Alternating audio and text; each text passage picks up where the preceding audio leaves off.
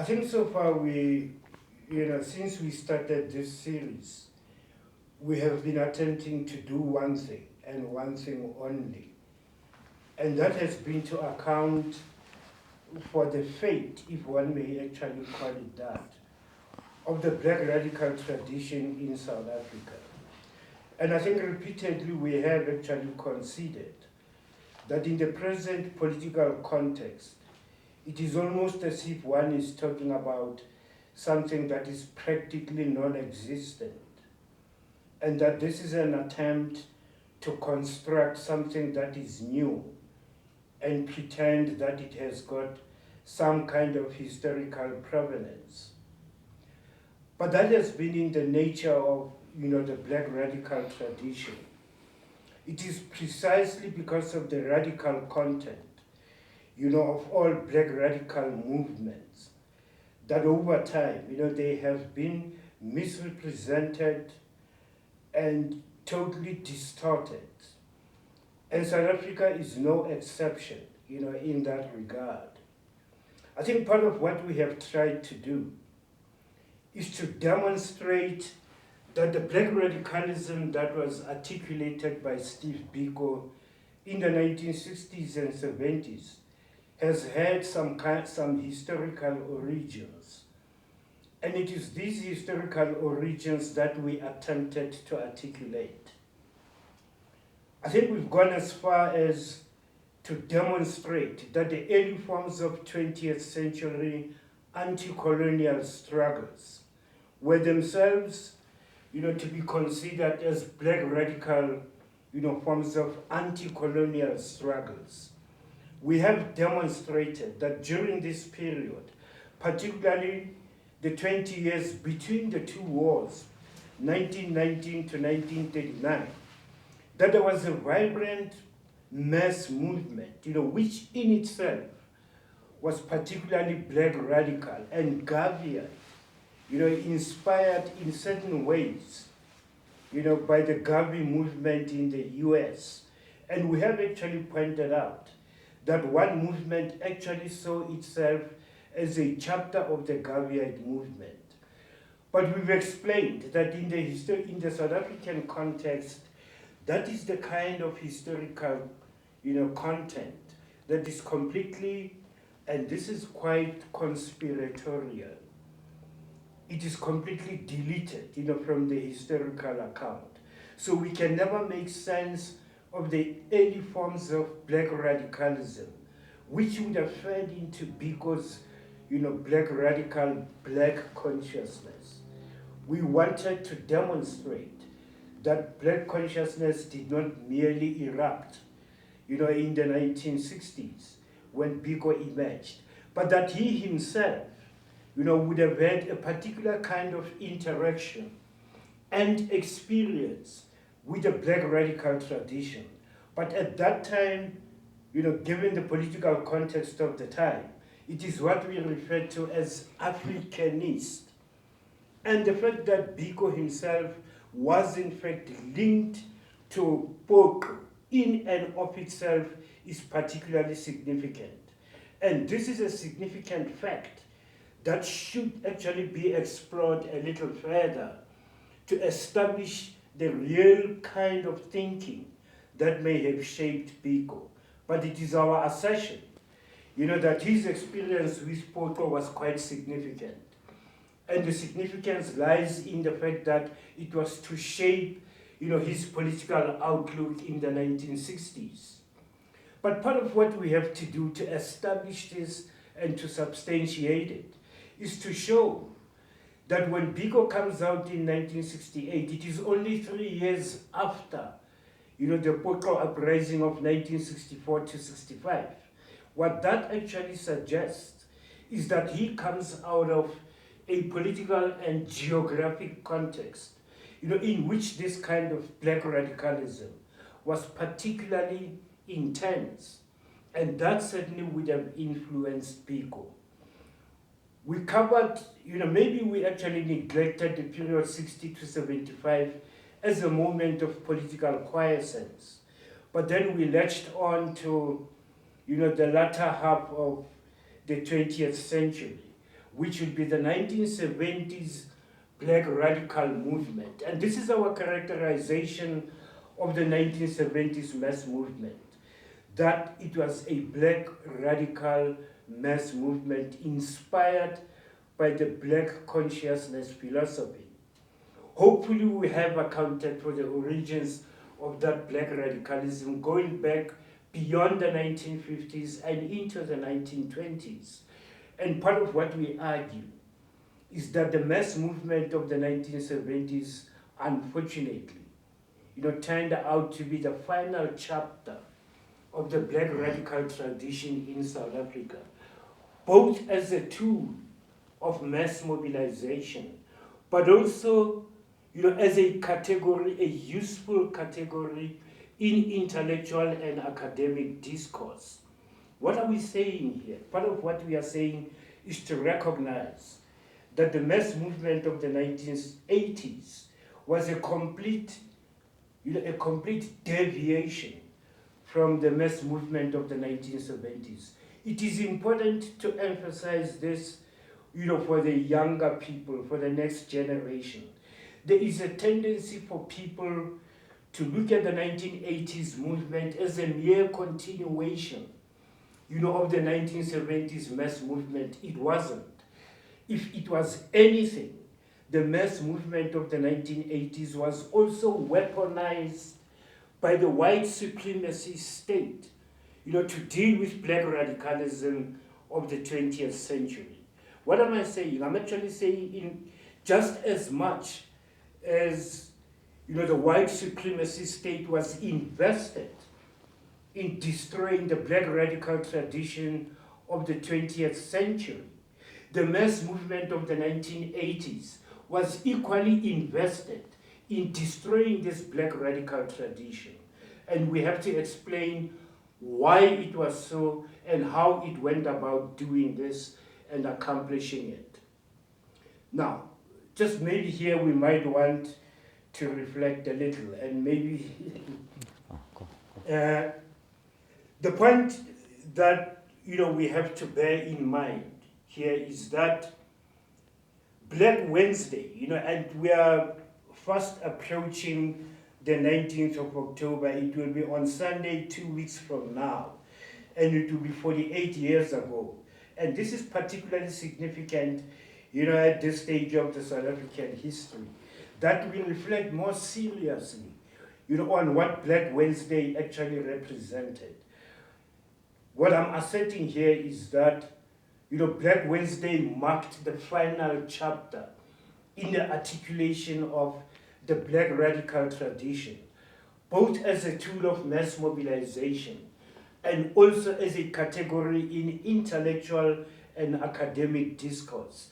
This is what the point that I'm making. This is so precisely because the 1980s mass movement, often referred to as the mass democratic movement, was not inspired by the Black radical tradition. This has to be made abundantly clear that if anything, that movement of the 1980s was also weaponized against a Black radicalism, particularly of the 1970s. Now, how is it that the Black radical tradition was, quite so easily dispatched with? Because that is precisely what actually happened.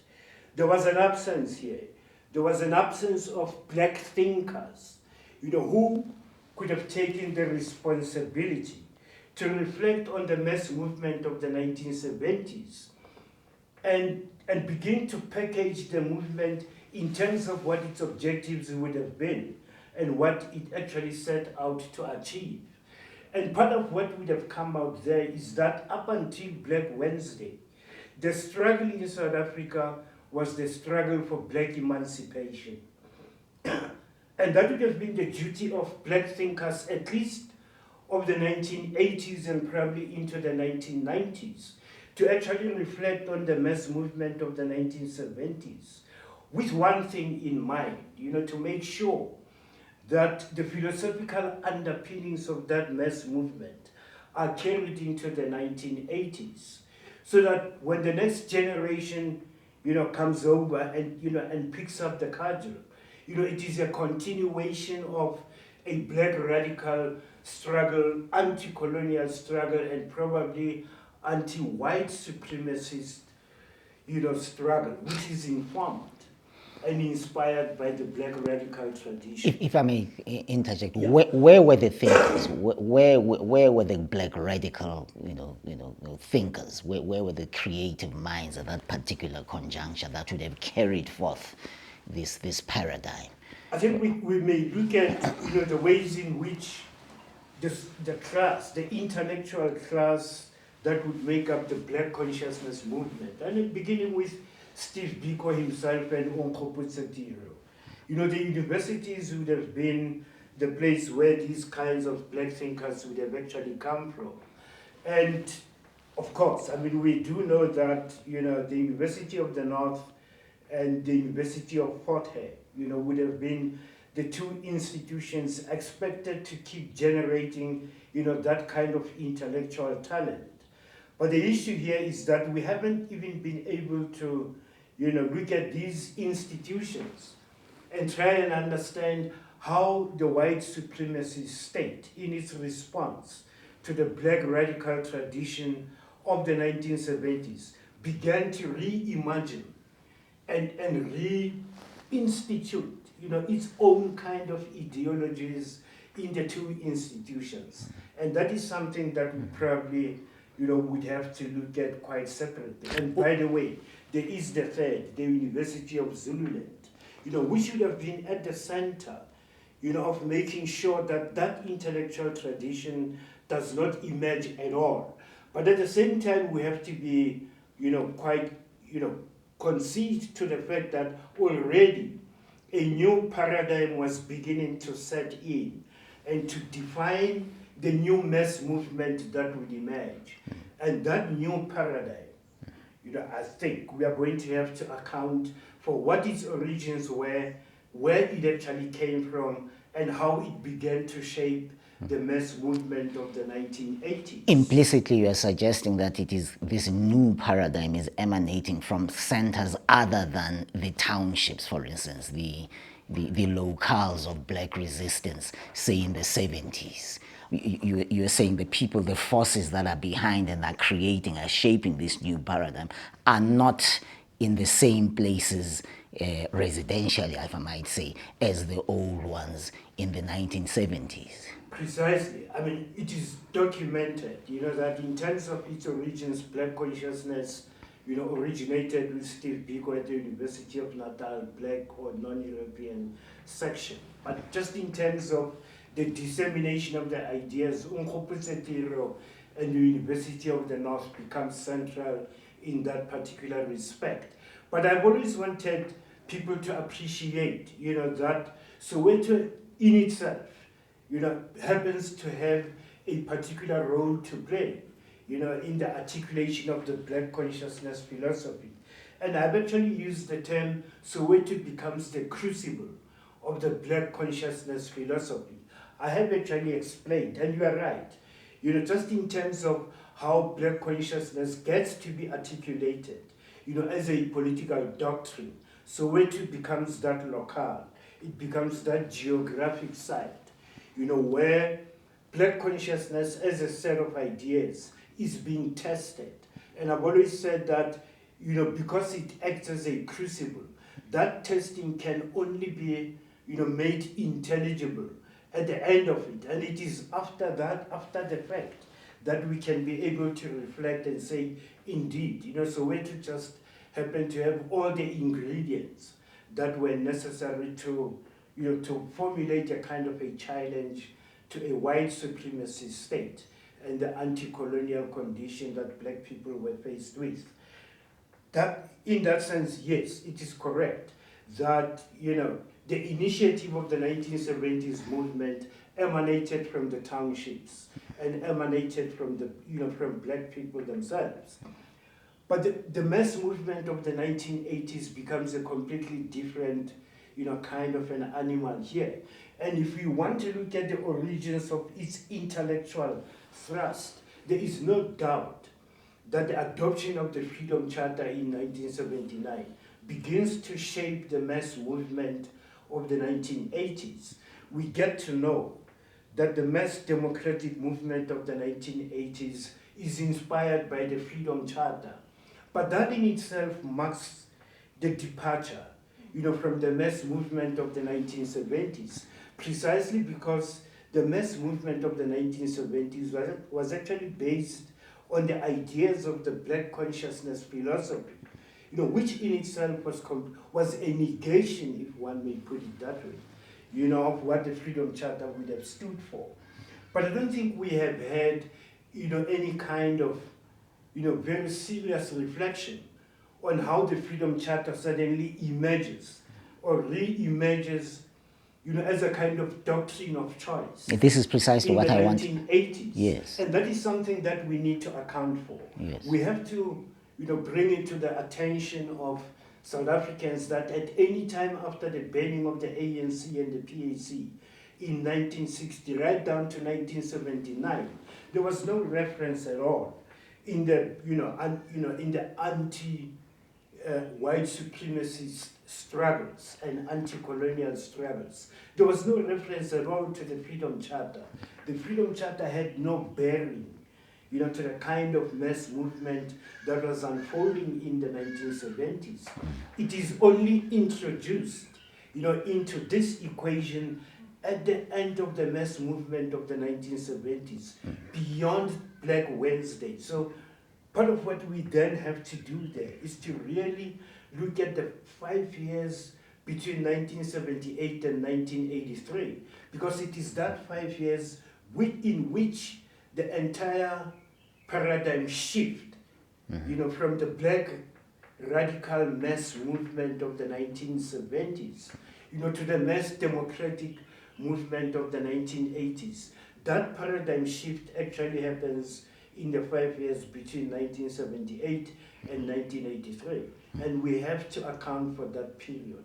What actually happens? In what ways is the Black radical tradition being undermined by developments at that point? To be sure, there's no sudden renaissance from within the ambit of township life and township perception, that undergirds this paradigmatic shift. Do you understand what I'm saying? I mean, there's no cultural movement or mentality that grows organically from the soil that would, underpin this kind of shift. It emerges out of another world, if you will. Let's account for Please that. do. Yes. Let us account, because that is absolutely critical in actual way. It accounts for how the Freedom Charter actually finds itself as the document of choice. Right. In the 1980s, one might actually say it is more by accident than any other thing. It's not so much the document, it is the sensibility that attends the document that we're really focusing on, is it not? Yes. How does that sensibility that prioritizes this document, come to be and arise? I'm sorry to interrupt. And that would be assuming that there is a consistency between the document and the sensibilities that are being projected, by those that are being impacted upon by the document. Mm-hmm. The issue that we would need to settle before we even get to how the Freedom Charter finds its way into the mass movement, maybe one might say into the mass consciousness, of the 1980s. Let's phrase it that way. How does the Freedom Charter find its way into the mass consciousness of the 1980s mass democratic movement? There are political developments that actually account for this. And these have to do with the ways in which the student movement of the 1970s, which was, it is documented. This was a Black radical movement. But we do know that there are certain discourses that were generated around it, which had to do with such explanations as the role of the ANC underground, in the mass movement of the 1970s. And it is particularly the insistence, of that ANC underground activity that then explains how the Freedom Charter re-emerges in 1979. And here we are going to be specific about identifying particular people who were responsible, for this re-emergence of the Freedom Charter. Yes. And in some ways, these are, we may actually quite concede that in some ways they were part of the student leadership that made up the South African students' movement, SASM. And we do concede that SASM was in fact a high school structure of SASO, where SASO was in fact a university structure. SASM would have been a black consciousness structure at high school level. We concede that certain members within SASM were exposed, to this kind of discourse about the role of the ANC underground, and that these people would have participated in the student movement of 1976-77. But what is absolutely critical here is to demonstrate that at some point between the 16th of June and the 4th of August, there were developments taking place inside Soweto, which in themselves were beginning to define relationships not only with, structures inside the country, but also with the liberation movement in exile. And at this time, the student movement was beginning to redefine its relationship to the ANC. And the issue here is that that leadership, that cohort of leadership coming out of SASM, that were, that were still thinking in terms of the role of the ANC underground, were not part of the developments that were taking place towards the 4th of August, 1976. And there were reasons why they were not in it. But, the reasons are, things that we might want to explain a little later. But out of that cohort, one of them actually survives. And we need to explain here that following Black Wednesday on the 19th of October 1977, there were attempts to revive politically the Black radical mass movement of the 70s, going into the 1980s. And politically, this is where AZAPO was established. But in terms of the student movement, the Soweto Student League was actually established. That would have been an attempt, to resuscitate the Soweto Student Representative Council, which was banned on the 19th of October as part of Black Wednesday. The SSL, as we pointed out, was never given a moment of day to survive. It was crushed just as it emerged. Some of the significant figures in the SSL.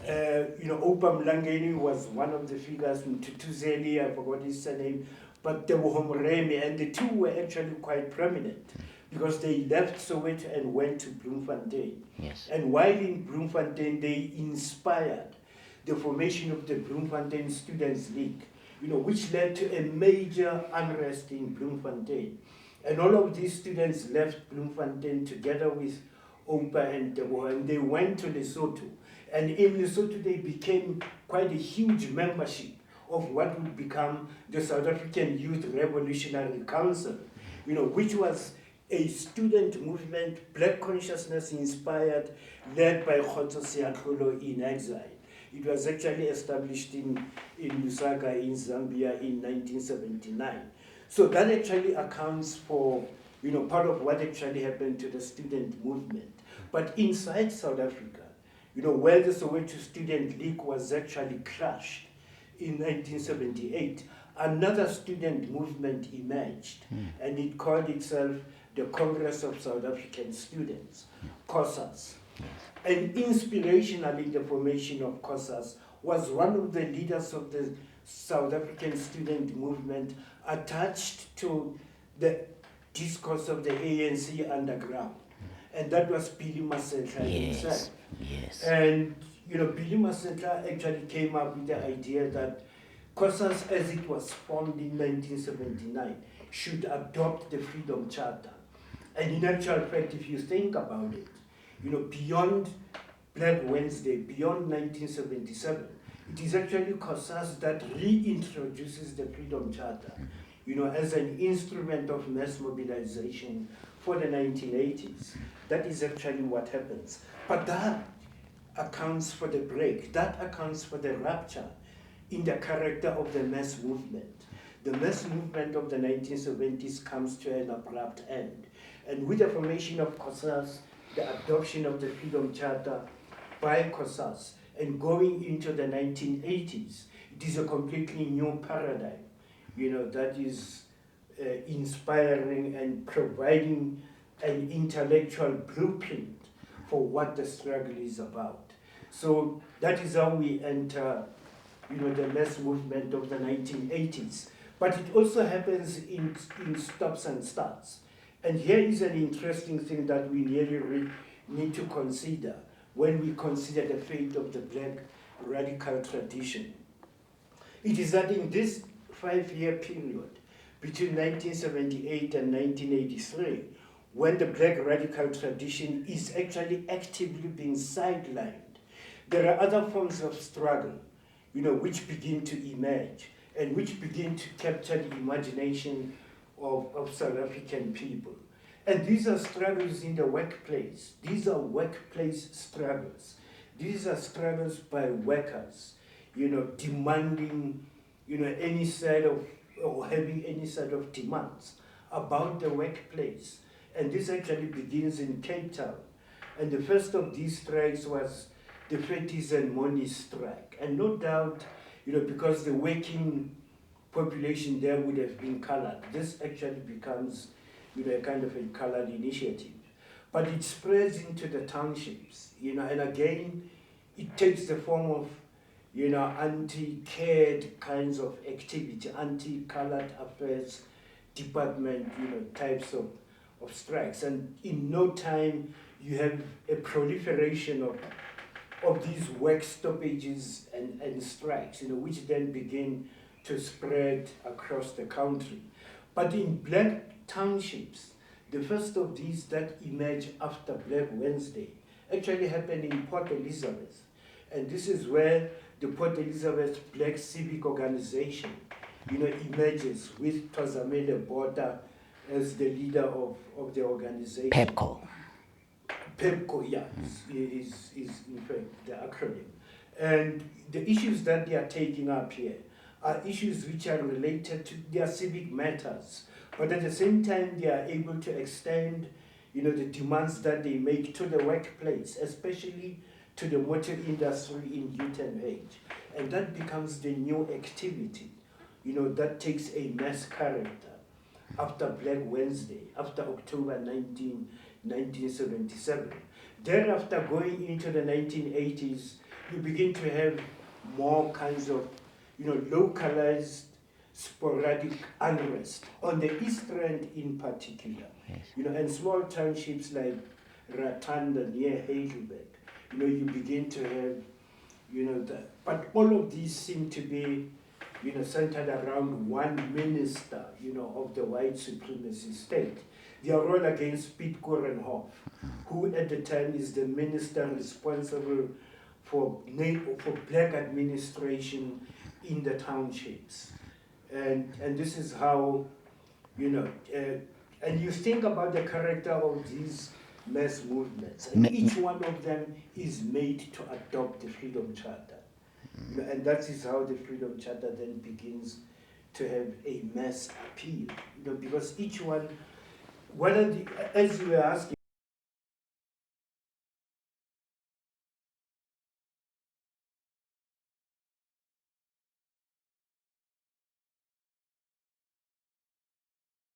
it was actually first adopted by COSAS. And after 1980, the sporadic, localized kinds of unrest that were taking place from Cape Town, Port Elizabeth, onto the Rand, especially around the East Rand, because that's where much of the unrest actually happened. In all of these, these formations were saying, yes, we adopt the Freedom Charter, and we align ourselves to it.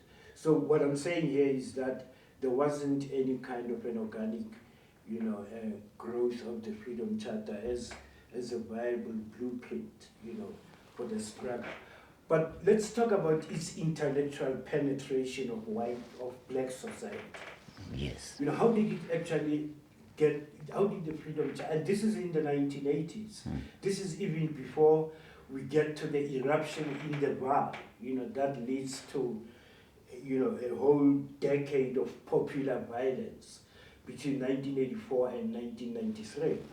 But let's get to how, again, the universities begin to play a very significant role, in establishing, the Freedom Charter as the blueprint of choice. And what you have in mind, I might surmise, are the English-speaking liberal universities. In fact, this is where we are getting to, that Yes. it is in the English-speaking universities that we refer to as liberal universities at the time, where this new paradigm is actually being established both as an intellectual pursuit and as an academic undertaking. And this is actually happening quite vociferously after 1984. What happens in 1984 is that for the first time black students are allowed to register at these universities without requiring a ministerial approval.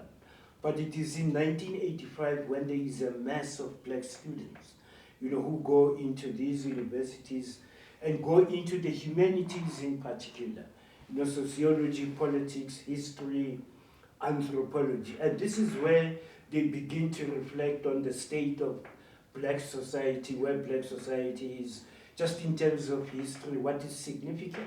In the interest of full disclosure, it bears mentioning that you are part of this cohort. You yourself were involved in this. Yes, yeah, the fact that I can relate to this process, in the way that I do, is in fact because I was actually part of this process. Yes. But what was happening here is that not only is it the Freedom Charter, that is being established, as a document of choice or as a blueprint for a liberated, black society, if you like, if that was actually the objective. But the issue here is to make students understand the complexities of oppression and exploitation. And this is where, you begin to have the intrusion of the debate about race and class. So to be sure, just to make the distinction here, so the Freedom Charter arrives as really as abstraction and analysis, isn't it? It arrives on the scene as rather than impulse, memory, and intuition, if you will. Do you comprehend the kinds of philosophical distinctions I'm making here? I would say that the black radical tradition would belong to the latter category. It's impulse, Yes, memory, intuition, and perception. yes. These are his grounding. Yes. Which is why we accept that because black radicalism has a historical origin which can be traced back to both. Yeah, specifically to community, isn't it? It had greatly to do with the community. He was part of the historical struggles that they had been a part of, and was a transmission in that sense. You see, the other tradition arrives as fully fledged as analysis, science, and from above. Yes, but the issue here was how this was going to be translated into everyday political activity. Because Yes. part of what you have to do is to understand, the kinds of antagonisms that were generated precisely at the point at which P.W. Botha becomes, both the Prime Minister and President after 1983. Because part of what we are looking at here is a kind of society that emerges, after Black Wednesday. And our argument, our assertion, is that white supremacy is beginning to reinvent itself. And it is reinventing itself for purposes of being able to deal with the black radical tradition of the 1970s. This is in anticipation of any other mass movement erupting at a later date. To be able to anticipate such a movement and be able to deal with it. What that would have required would have been an institutional reimagining, of society, and particularly of black society, and that was absolutely critical. The issue here was to create an institutional framework where certain, demographics of black society would be co-opted into a white supremacist lager, at the time, lager, if you like. And this is something that, the white supremacist state could have done since 1948 and probably didn't do. But there were reasons why, in the aftermath of the mass movement of the 1970s, it became absolutely critical to do this. And this has to do with something that has been, pushed aside simply because we are dealing with a black radical moment. There hasn't been any serious examination of certain historical moments, particularly of 1976 and 77, and try and understand what impact, some of those things would have had on the white psyche. Because it is my assertion that when P.W. Botha comes in 1978 and talks total strategy, what he is actually dealing with here is to respond to the ways in which the white psyche had actually been shaken by the events of 1976-77.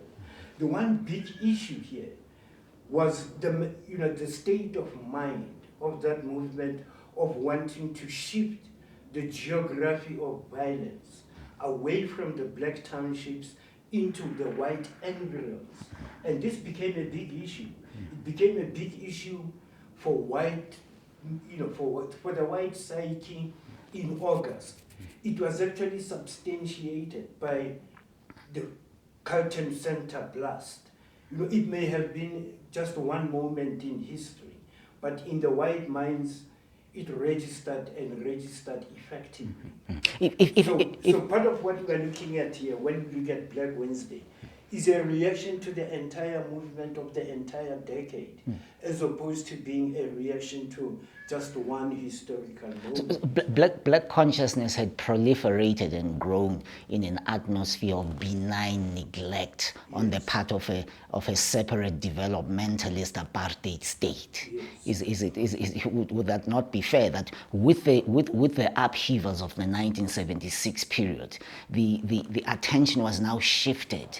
White attention, the attention of white society was securely trained upon black society now. There was, the mood was, the shift was from benign neglect and nonchalance really to obsessive engagement.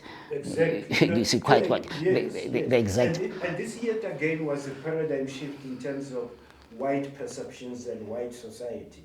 That eagerness to now engage, because one might, you're right. 1976, 77 happened in a situation where things could be planned and executed without any intrusion by white people.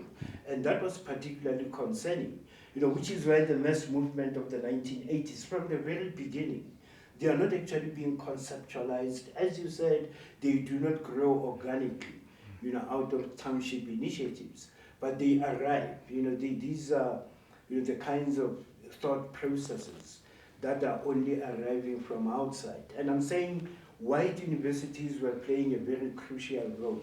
What role was this? This was the role of explaining what the decisive antagonism in South African society was. Because the 1970s movement was pretty clear about what the decisive antagonism was. It was race.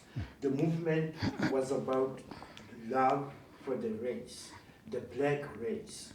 And I have always been saying this, I repeated this so often. It is important for younger people to understand that that was the character of the mass movement of the 1970s, that there is no political objective worth pursuing if its realization demanded the visitation of violence on another black body. That was the foundation of the mass movement of the 1970s. The 1980s was completely different. And again, that was a mark of a paradigm shift. I know viewers are going to be saying to me, but the class of 76 did something to Credo Mutwa. I'm not going to talk about that today. It is the unfortunate thing that I'm not going to talk about that. But that is one matter that requires the record to be put straight. and I'm sure Ziggy will give us an opportunity at some point. We need to have a discussion because I still stand by my assertion. The 19th, we never had one funeral coming out of any of the townships of persons being killed by black people in protest. Whether you were policemen or whether you were known sellouts in the townships, there were ways of dealing with these kinds of things. And I always argue that we dealt with these people as some kind of moral inconvenience. They were a moral inconvenience on our part. There was no sense of wanting to bring violence on these people. But that's a subject for. That's Yes. the one other important distinction that has to be made Yes. between the mass movement of the 70s and the mass movement of the The 1980s. focus in the 70s was on white society, was it Precisely, not? which is why I'm arguing that the 4th of August represented a paradigm shift. The paradigm shift that you are representing here did his very first act was to exonerate white society as such. Is it not true? So suddenly Yes. it was no longer white society as such. It wasn't whites as such that were responsible for the evil that is in South Africa. It is white deeds of a certain segment of white society. So it is, yes. So the upheavals of the 80s are deprived of white society and the focus upon white society. Where does the focus then go? Exactly. I mean, if the decisive, and again here I'm using the term, the decisive antagonism, and this has to do with, we should go back a little, to the discourses that were generated in the universities, the discourses that descended into the race-class debate. It is precisely that. It is actually shifting the gaze away from race as the decisive antagonism to something a lot more complex, something that requires a deeper intellectual kind of reflection than an ordinary person in the street would be able to make intelligible. How do you mean? Yeah, because you're saying deeper. You say that it is abstract. What do you mean by deeper?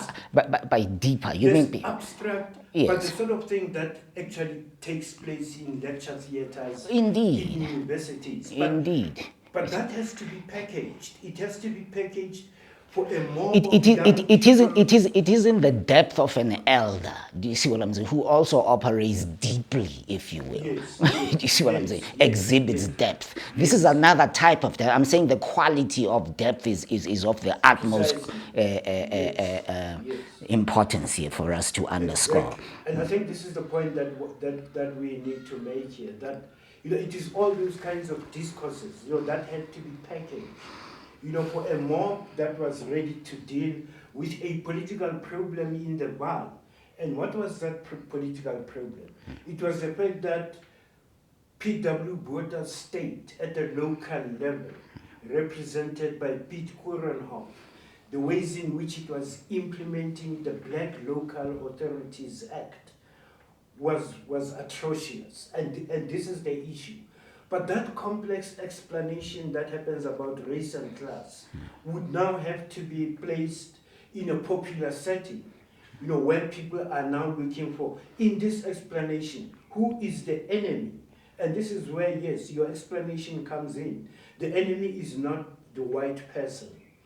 The enemy is not whiteness. It's not white person as such. Yes, the enemy is a certain demographic of whiteness. Yes. And that becomes a very complex. It is the deeds of certain white people, yes. or a certain structure. And it takes the white person out of the equation. All right. And what it does is actually to water down the decisive antagonism to some other antagonism than decisive. More concretely, its impact upon the focus of attention also has an impact upon the focus of violence, isn't it? Violence. What happened? But even if and this is what we need to explain, because this is actually what happens in the bar. The focus now is no longer on shifting the geography of violence away from the townships, away from Sebokeng to Vereeniging, or away from Orlando to Auckland Park. Now the focus is actually that the violence has to happen, but it can only happen within the... So we have to find an explanation of why Kuzayo Dlamini has to be murdered. And we have to link him to the enemy. And the enemy is the state. And therefore he actually becomes the representative of the state. But here is the issue. In 1977, there was the same kind of antagonism between the Kuzayo of 1977, who would have been, Ndate Maponya in Dube, for instance, but he wasn't in the UBC. When that were UBC ko Dube, they would have been, the Kuzayo Dlamini of Sebokeng. But this is and again, it's a demonstration of what the mass movement of the 1970s was about. Sometime in August 1977, there was an agreement that we cannot go on having the UBC existing. Let's just get rid of it. And the way to do it was to invite the elders to a meeting at Malibane High School, where I was a student.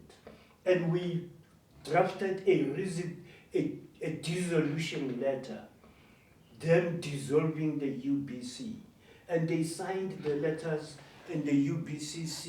Could you make clear what UBC, the acronym, Urban Bantu? The Urban Bantu Council, which was the councils of the 1980s. It was the same kinds of structures, but we did not persecute those elders. Instead, we did that, and I was part of it. I have to, point out here that it was at Madwan High School. And we did that quite peacefully. 7 years later, what the same kind of, concern required, it required that Dlamini be stoned to death at midday in the middle of the street. That's how the paradigm shift actually happened. And that became the big issue. But how did that actually happen? The discourse was actually constructed outside of the townships, and this is where the problem was. That discourse was not constructed in Sebokeng, or if you like, in Duduza. The discourse to actually incinerate Makis Kosana was not generated within Duduza itself. These were ideas imposed on these communities from outside. And you ask the question, where was the intellectual impetus, for the 1980s movement actually come from? That intellectual impetus did not come from the communities, imposed from outside. And that explains the intensity of the black-on-black violence, that we experience. That's the first thing that we need to account for. The second thing that we need to account for, and we may not have time to do that, but because it is quite extensive as well. We haven't actually, answered the question, if this paradigm shift happens within such a short space of time. I'm actually dating it between 1978 and 1983. That by 1984, when the mass movement erupts, it has taken a completely different kind of character. How do we explain this? Where were the people who were part of the mass movement of the 1970s? Where were they in 1984? How is it that they did not? I'm talking about the masses of 1984. What makes the masses of 1984 so different from the masses of 1976? In the ways in which they dealt with their demands. The demand against the counselors, the demand against principals in high schools. Again, in the high schools, COSA's activists would actually chop you down. Whereas in the 70s, we still had the same kinds of people, but there were ways in which we were able to deal, with those kinds of antagonisms, precisely because the thought processes that went into shaping the response actually came organically from us, from the townships. Now, in that 5-year period still that I'm accounting, how is it that you have a new mass movement completely in the 1980s that has got no institutional memory, of the mass movement of the 1970s? There's an answer to that, and the answer is quite uncomfortable, for the masses of South African people. Part of what we do not factor in is that the Black consciousness movement may have been, and as some people argue, it may have had its origins in the Bantustans, and for sure, yes, it did. Biko, outside of being at the University of Natal, when he went back home, it was in Ginsberg, and that was in what would become Ciskei, a little later. And in Limpopo, you had Nefolobodwe, you had Chikani, you had, all. So in a sense, it may be true that, Black consciousness most definitely had, Bantustan origins. But this is why I always wanted to explain it is important to understand that Soweto actually became the crucible, of the Black consciousness movement. Why am I bringing this up? I'm trying to explain what actually happened to the demographics, within not only Soweto, but within what then we refer to as the PWV area, which was Pretoria, Vaal, Witwatersrand. Today it is Gauteng, which is, and I'm saying, my argument here is that it is Gauteng that in fact was the crucible of the Black consciousness philosophy. Because the fact that it erupted in Soweto does not make Soweto unique. What it means is that it happened in Soweto. But other smaller townships that would have had the same ingredients would include Kwatema in Springs, Tsakani in Brakpan. I've always said that Katlehong in Germiston, Soweto, Orlando in Johannesburg, and even Mushakeng in Randfontein. You would have had all those ingredients that went into making the Soweto movement in all those townships, but they happened to erupt in Soweto. Even in Sebokeng and Sharpeville, you would have had those ingredients in place. And that's the point that I'm making here, is that that demographic of the 1970s, where is it in the 1980s when the mass movement actually happens? Mm-hmm. And that's the issue that requires an entirely different, segment. We will have to deal with that. But in short, let me just point out that there was a major demographic engineering, that happened between 1978 and 1981. Yes. A massive demographic engineering that changed the face of Black townships in Gauteng. Dramatically changed the face of, Black townships. Not only that, it also changed the face of the workplace, again in the PWV area. In short, the Black worker that you found in Bree Street in Johannesburg in 1976 was not the same Black worker that you found in 1986. They were from different historical experiences.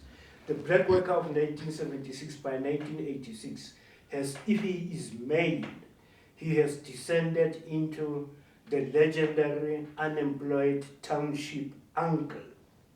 Wow. And the female has degenerated into the legendary partially employed single mother. And what you have is also the destruction of the family, but also the transformation, of the Black face in the workplace, of the Black face in high schools. And how do you explain such a such a difference, between the class of 86 and the class of 76? We'll have to go into that. But what is clear is that you are implying here that the social base for the 1970s upheaval was totally different from the social base for the 1980s upheaval. This is it. To put it more bluntly, right.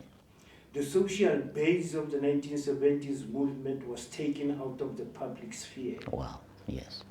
We will go into it. And replaced with a new social base. All right. And here I'm talking about the social base that became the support base for COSATU.